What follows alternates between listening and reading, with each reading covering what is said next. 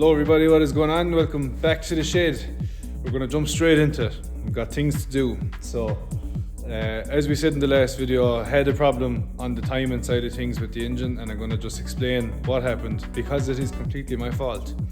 We're going to use this engine as an example, right? So this is the engine that came out of the GT originally, right?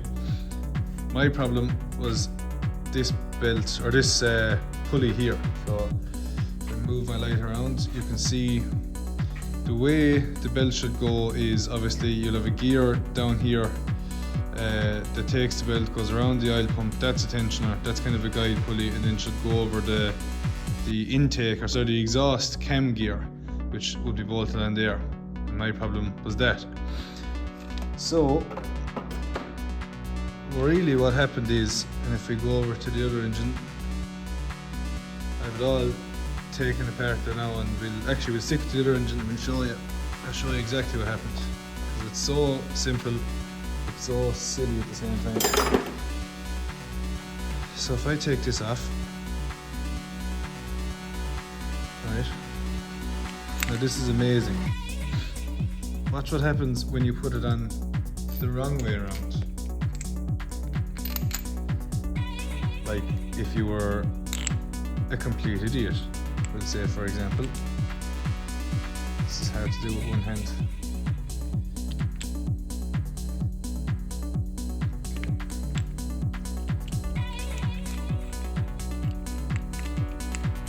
So that is essentially what I had done. And I can remember literally 4 years ago when I was building that engine, when I put that on, my thought process was that this kind of lip here was like a guide for the belt, but as you can see, that's the problem. Even though the bolt is, I know it's only hand tight, but even when completely tightened down, this is what was going on.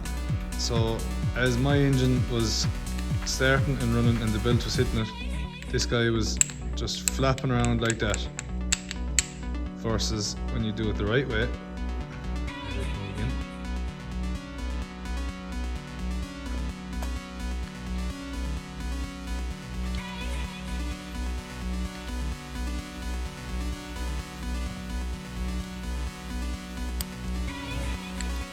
Take this .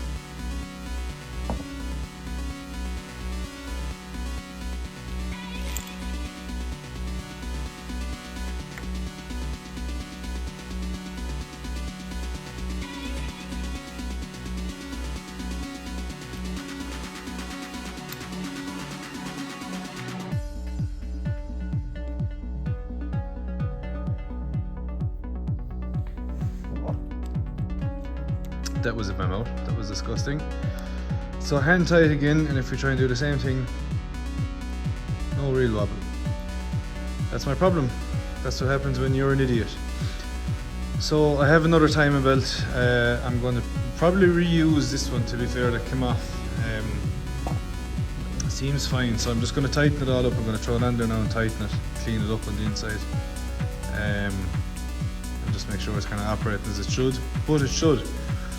And to solve my oil issue, if I grab the torch, so I have an oil leak as well coming from this side, and hopefully the camera will pick it up. Yeah, you can just kind of see there, yeah, the seal is a bit pinched, and it doubled over itself. So I have a new seal, I have all the bits to redo the timing, and I'm going to try and remember how to time the engine, so hopefully I'll get all that done tonight. Maybe it's already like 9 or half 9 or that. I'm going to start. I'm going to pull off the valve cover, just loosen off the plug or the bolt here, just to allow me to move away a bit of wiring, get a bit more access, take off our cap, change out that seal first, put back on our little bearing, make sure there's no real play in it, and then try and retime the engine. We'll confirm timing as well, so we'll have a look at the marks. So there should be 2 marks on either of these cams. I think this one has 2 little dots, this one has 1. They should line up to each other. We're going to rotate our very bottom kind of cog down there. There's a little mark on the oil pump, so it should put the engine into top dead center, and then we'll it'll time everything from there. So yeah, let's try and get something done.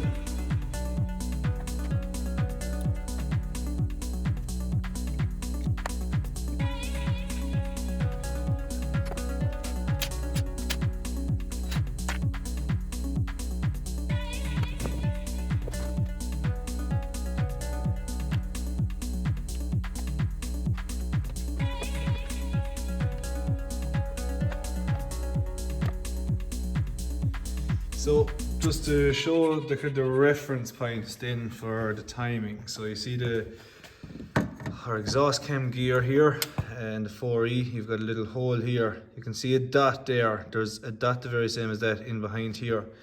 I'll try and get this free. That dot, yeah, perfect. You should be able to line up with that dot there that's on the inside. So inside of that hole there. And let go of this light.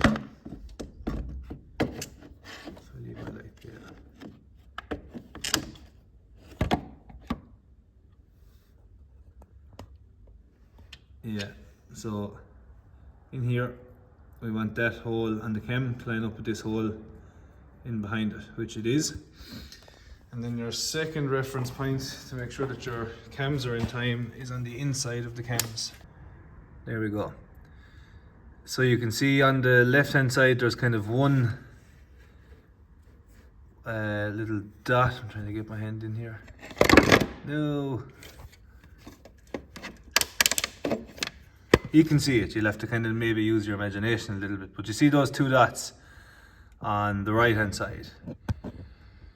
They need to line up with that single dot that's there. So that shows us that all our cams are in gear, so the upper half of the engine is all in time, I should say. And looking pretty good, if I may say so myself. Looking nice and clean. So now I'm going to pop back off this cam gear and I'm going to change my seal, so let's do that.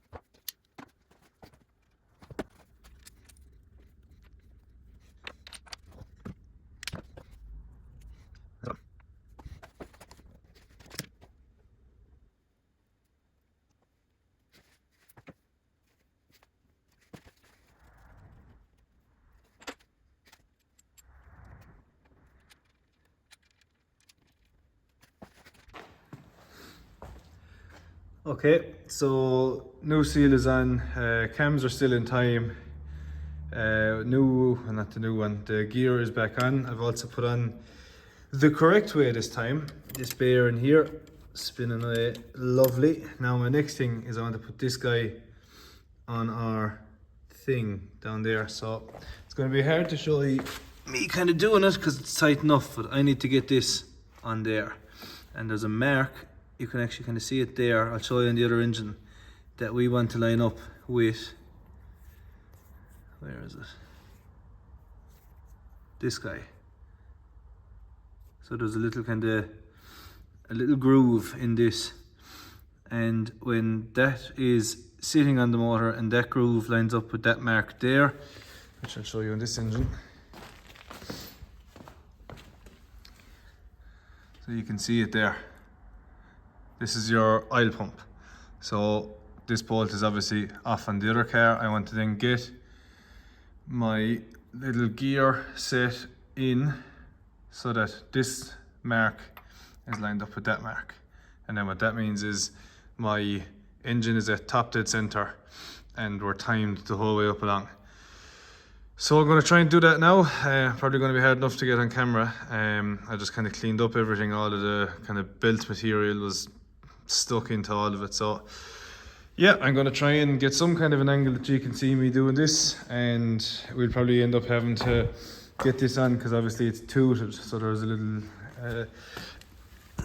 dowel inside here that this needs to go onto. So when that goes on, then I'll rotate the engine until I get to where I need to go to get to that mark there.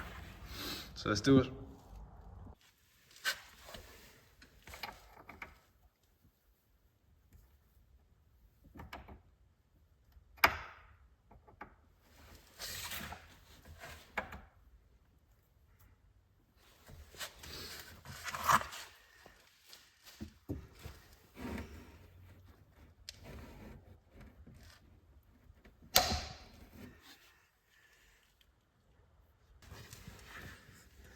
Again, it might be hard to see on camera, but that's next to impossible to see on camera. My groove is there, and I want it to be over here. So now I'm going to try and rotate the engine.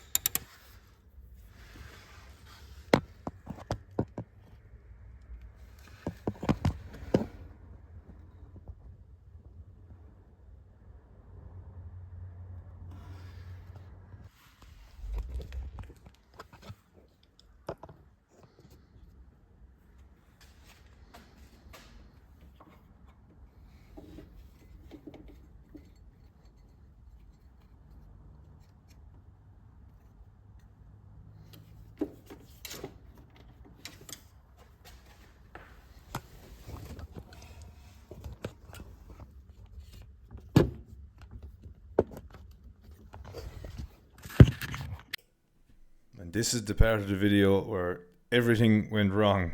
I got the car back going that night, but it wouldn't start, so I didn't get it going, I suppose. That's a lie.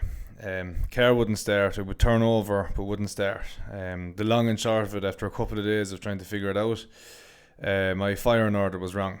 So when I was at TDC in cylinder 1, my distributor was actually at cylinder 4, telling 4 to fire. So that's why it wouldn't start. So took everything apart again, retimed everything again, and then the engine began to hunt. So I have a video put in here. You can see the idle when the car was hot was coming up to over 2000 RPM and then dipping down, dipping down. So again, I gave another couple of days trying to figure out what was going on here. Changed all vacuum lines. I had kind of spares for everything. I changed the idle control valve, made no difference. And then what I ended up doing was just adjusting the idle control screw. So then it was keeping my revs sitting down underneath 2000. So I think what was happening was there was like a fuel cut coming in, causing it to kind of dip down and hunt like that. But at the minute the car is running okay. I still think that my idle is a bit too high, even with the couple of improvements there. But yeah, video kind of ended on a small bit of a low note, because I just got so frustrated with this. Was days. This was probably a week of me trying to figure this thing out, but I got it back going today. Idling fine, driving fine, but I do have an eye leak and now my gearbox is leaking as well. But I promise in the next video we're going to go for a drive in this car.